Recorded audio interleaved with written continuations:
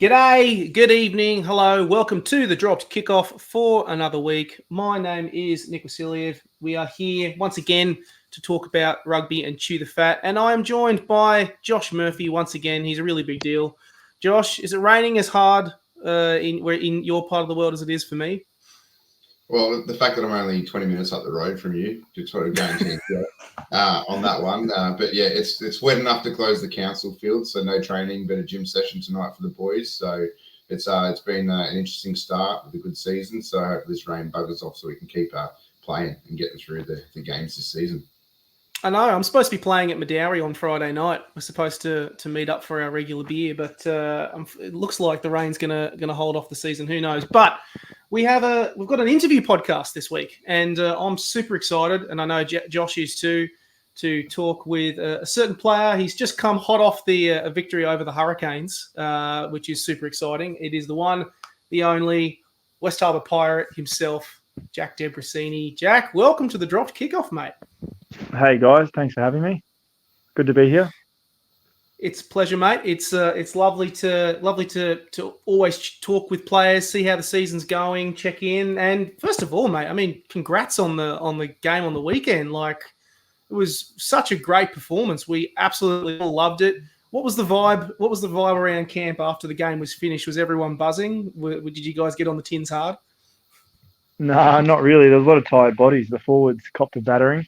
It's quite a physical game, and especially from the week before, there was a lot of, mental energy spent throughout the week, making sure that there was a bounce back after the Blues game.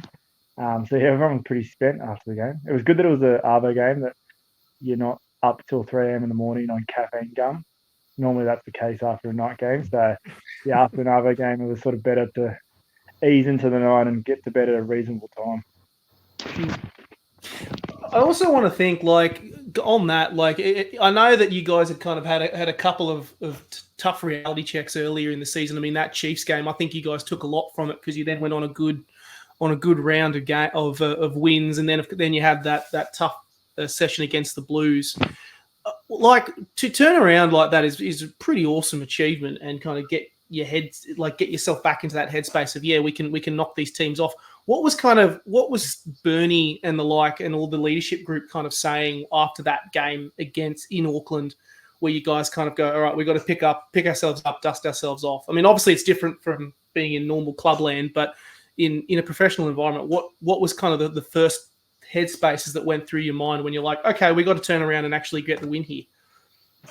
I think, as well as the disappointment, it's the excitement that you're playing the number one side. So it's a chance to see where you're at, and there's no better time to try bounce back from a game like that against the best side in the comp. So I guess it was first getting over the disappointment of that game, and then getting onto the excitement of the challenge ahead, which was welcoming the top side to Canberra. And then amongst the group, I think the biggest lesson from that Blues game was around, if we don't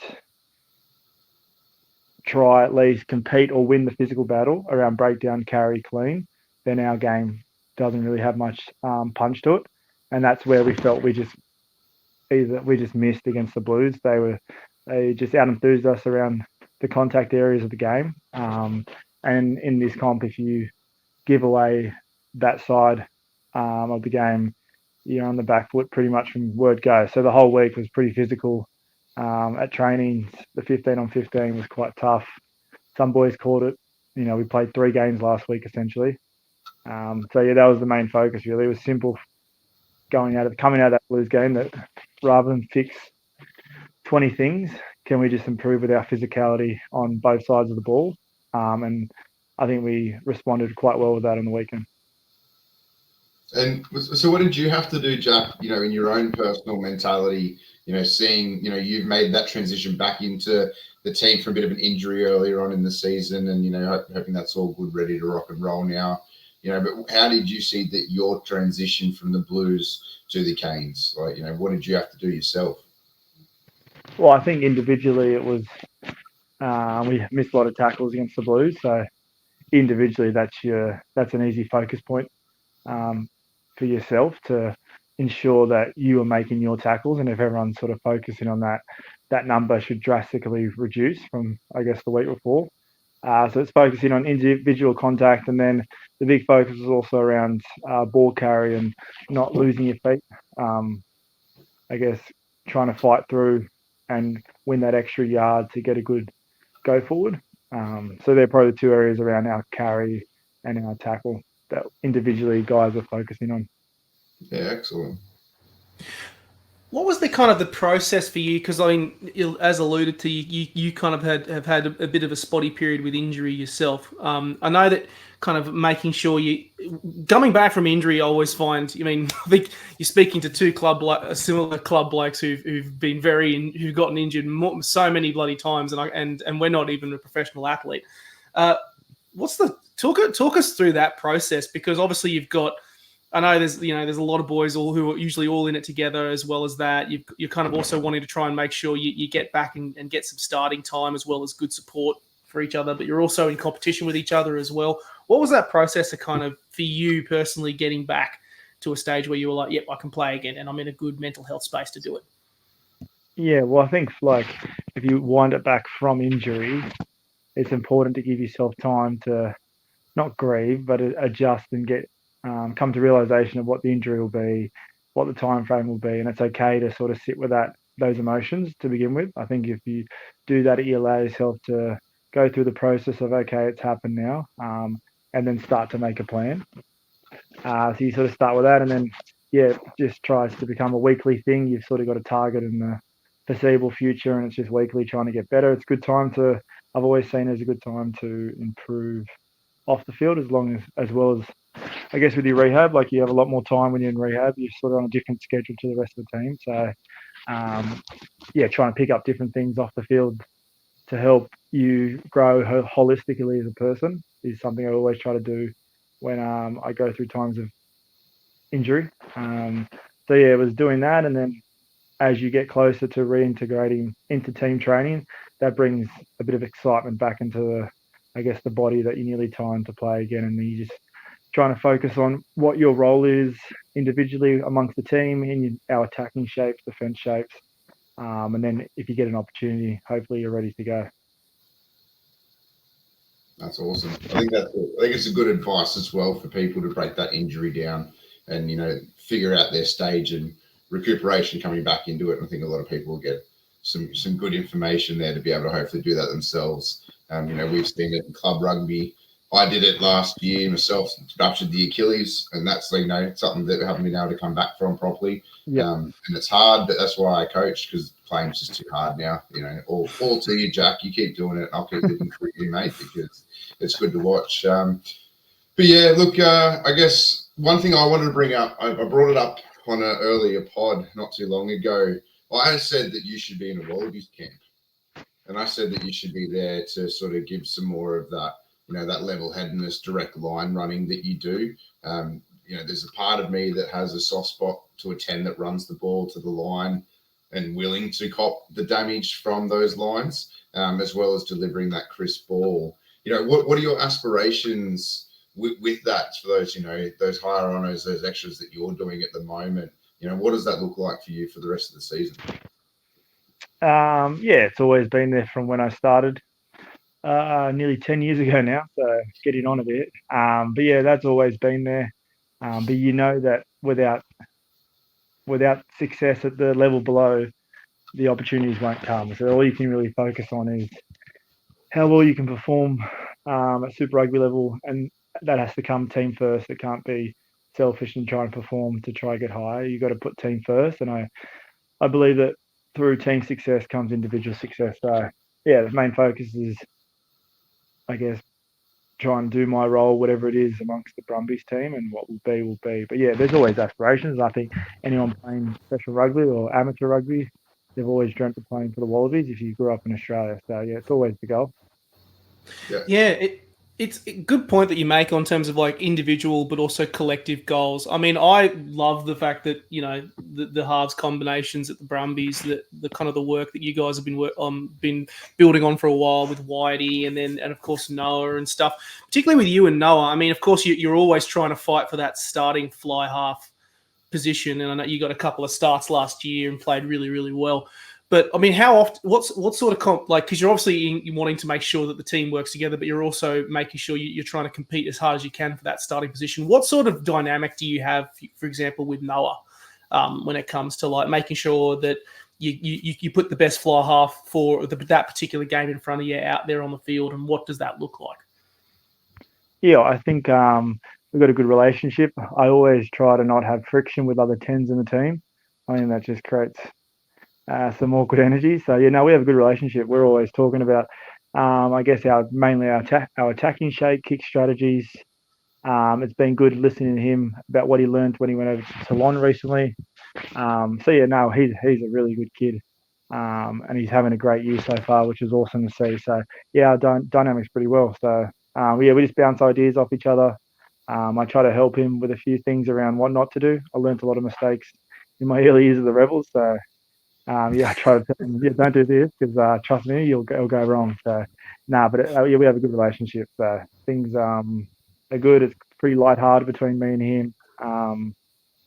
Spend a lot of time together around the club and with our attack shape. So, it's been good so far. The last sort of 18 months, being able to work with him.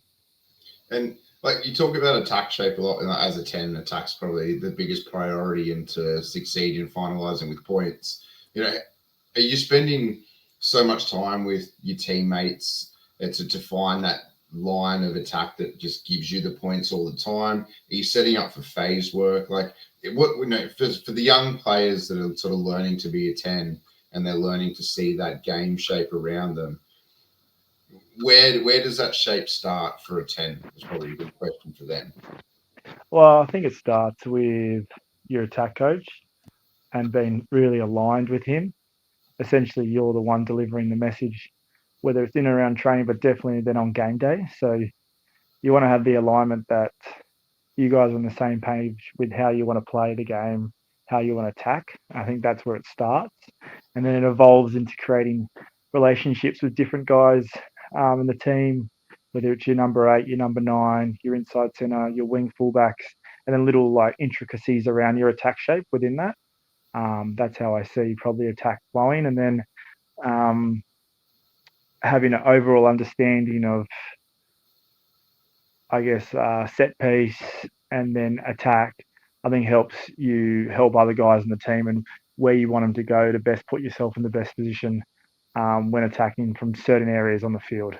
So that's how I'd probably start, is be super aligned with the attack coach, get really good relationships with the guys you probably either catch the ball off or pass the ball a lot to within the team, and then have a good understanding of different positions on the field and where they are around your set piece launches, whether it's line out or scrum. Be a good place to start.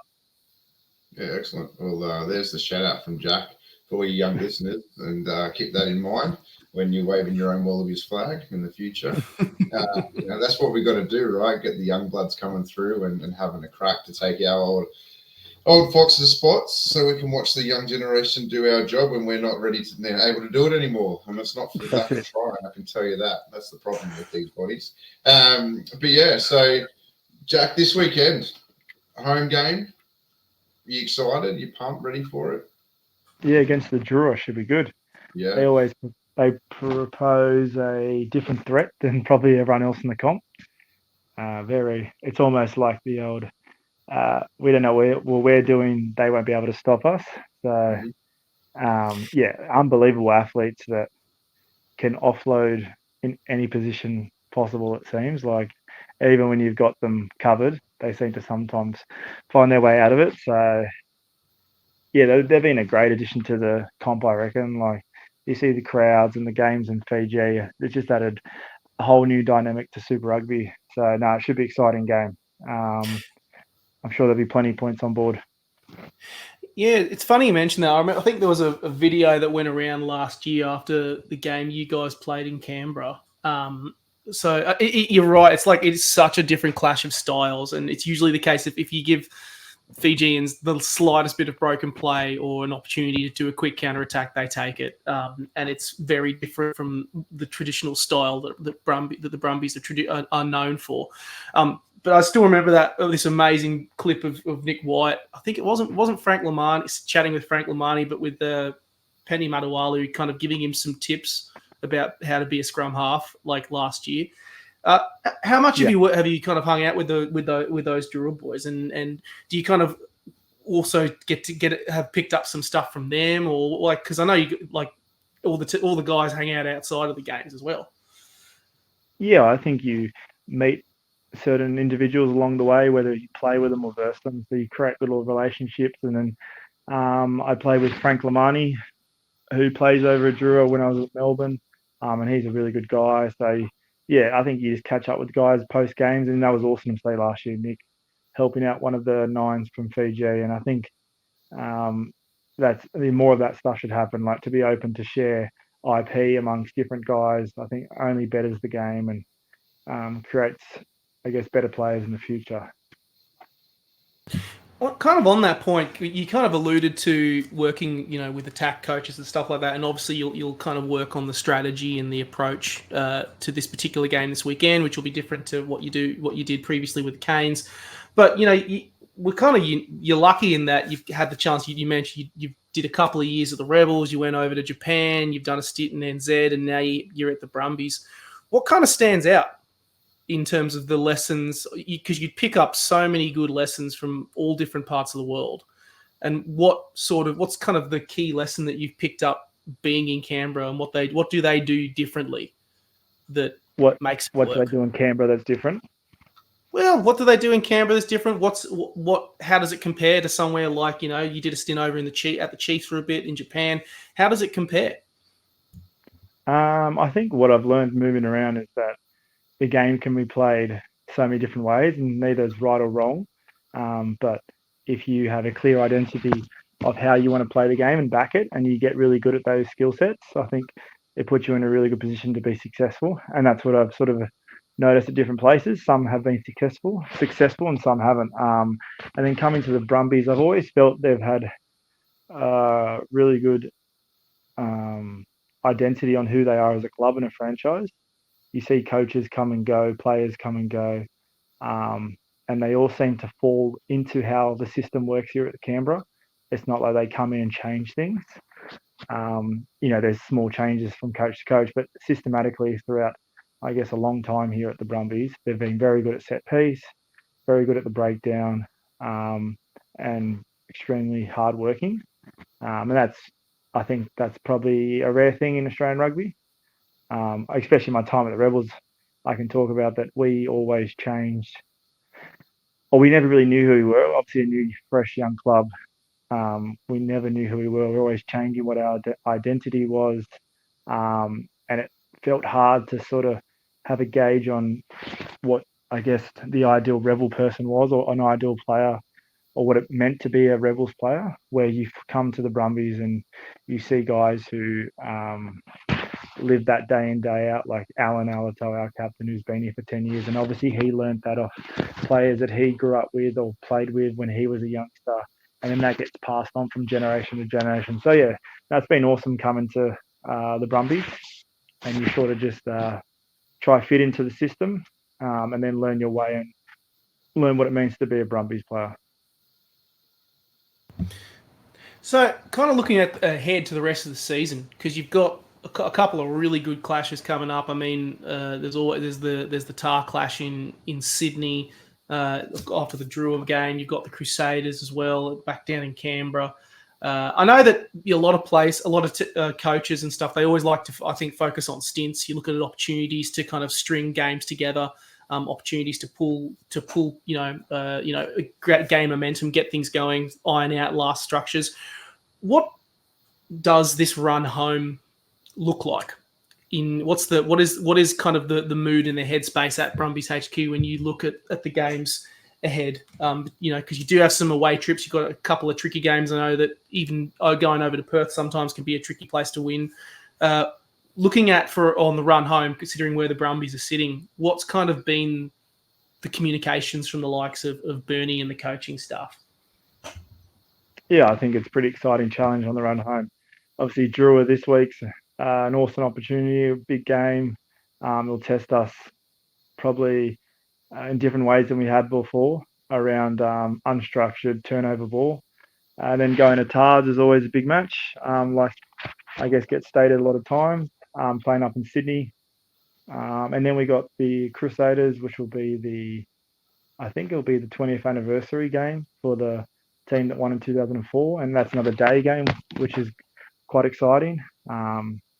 Hopefully a good turnout there, and then we finish with the Rebels and Force. And like I said, Rebels are travelling really well at the moment, so they'll be a real tough test. And then the Force away, we lost that game last year and got our pants pulled down. So that's, I think, a big one as well, heading over there just for potentially playing finals. So, it's a good stretch. And we'll be able to see, we'll be challenged over those next 5 weeks. We're excited to try finish this season well and then hopefully launch into the finals with a good momentum. Any personal goals that you want over the next 5 rounds before we get into finals? A couple of extra threes in there, bit of a tally to your existing point scoring throughout the season. Floating 25-meter left or right in the corner for Tool. What do you need to do? It's probably just stay on the field and stay healthy. It's been a frustrating year so far with injury. That's probably the main goal at the moment, is just continuing to get the body right. I slowly feel better and better every week. And then, just get more minutes under the legs and then see where we land finals time. And once you have a shot, you just got to try give you your best shot. No, absolutely love it. Absolutely love it. Jack, is there anyone that you want to shout out or do anything here on the drop kickoff today and say hi to? We'll definitely be sharing it around, of course, so everyone on the platforms. While you mentioned the Pirates, just everyone at the Pirates family in Sydney. Yep. One of the great clubs, West Harbour Pirates. So, all the best this weekend to those guys in the Shoot Shield. Excellent. I'll send Tree and Gutto the text message shortly to jump on the point. As a kind of another personal shout out, I know that there's obviously been a bit of transition because obviously Laurie's no longer at the Brumbies. He's a personal favourite of ours. Could listen to that man chat all day. And I've been kind of lucky to bend Matt Tamua's ear on a couple of the stories that he's told us about Laurie. Have you got a funny story a bit from the Lord? No, probably my favourite story of Lord is he's a Reschs lover. The beer Reschs, he loves it, and like he's like hailed it as their king on like a couple Facebook pages. They love the Lord. So that's probably my favourite thing about Lord is he's got a big following of Reschs drinkers all across New South Wales and Australia who adore him, which makes him even more cooler, I reckon. Yeah, no, he's probably single-handedly keeping the beer going. Potentially. Hey, I look for it on tap too. That's a real country beer, that one. You don't find it in the city anywhere these days. So yeah, if I was Reschs, I'd create a bucket hat real soon and send it off the Lord to wear. Oh, yeah. I think Jack Debreczeni, though, you heard it here first. He owns the IP. You must purchase the agreement from him. That's it. Maybe I'll create my own. Yeah, that's it. 100%. Yeah. As a final question, because I know that you're a busy bloke, you've got games to prepare for, many a gym session to do, and unlike poor us, you do have to play in the rain. What does success look like for Jack Debreczeni in 2024? And I'm talking not necessarily like on the field, but also off, because I mean like on that point, it's been a frustrating year, injury, challenges like that. What does success look like for Jack Debreczeni? I think success looks like, from a rugby point of view, is getting back to being fit and healthy as I possibly be, and hopefully we have a lot of team success with the Brumbies. I really do mean that. Like, team success means more than individual success for me, especially at this point in my career. Still chasing a championship, so I think that's number one in priority from what success looks like on the field. And then off the field, it's just coming towards the end. So I'm just making sure that I'm as best set up as possible off the field to hit the transition ground as best I can be when it does come. So yeah, they're probably the two areas that if I can tick off a few goals of those, they'll be successful for me. No, Love it. absolutely love Yeah. it. Well, when you transition to the point where you just want to play socials, you know, Jack, and you don't want to have any. I'll come up to Newcastle. I've got some mates in Newcastle, so I'll come up for a game. Medallion Yeah. rewarded. We'll get you on there. Don't stress. Yeah. It's actually a pretty nice ground, actually. You should lovely. hear there. If for anyone listening, I'm not gonna. I can see Josh already going. I know where you're going with this. You should hear their Just teams. Google it. Just Google. Just the team. Google it. I'm just gonna say, just Google it and leave it at that, because my God, it is something else. Also, I'll shout out. I know you're with Uni Norths when you're not playing with the Brumbies down in Canberra, aren't you? You're affiliated with them. A mate of mine, Jacko, plays down there as well. He's a prop. Used to play Australian Indigenous schoolboys. So if you run into him down there, he'll give you he'll probably be like, yeah, I know him. I know that boy. Do you reckon you'll get down to uni, get down to the Oval? Yeah, I think me and my housemate might head down on Thursday night to watch them train, which would be good. But yeah, they're great bunch of guys. I was able to put on the jersey the back end of last year once Super Rugby finished. And yeah, it was very, very enjoyable day and very enjoyable week with those guys. So yeah, good club, one of the best in Canberra. Yeah, it is. One day they'll get the trophy eventually. One day. I know John Dett. There's been a long time between drinks for John Dett, but if Queanbeyan can do it, they can do it. I believe. That's it. That is true. Yeah. Honestly, Jack, we could chat to you all day.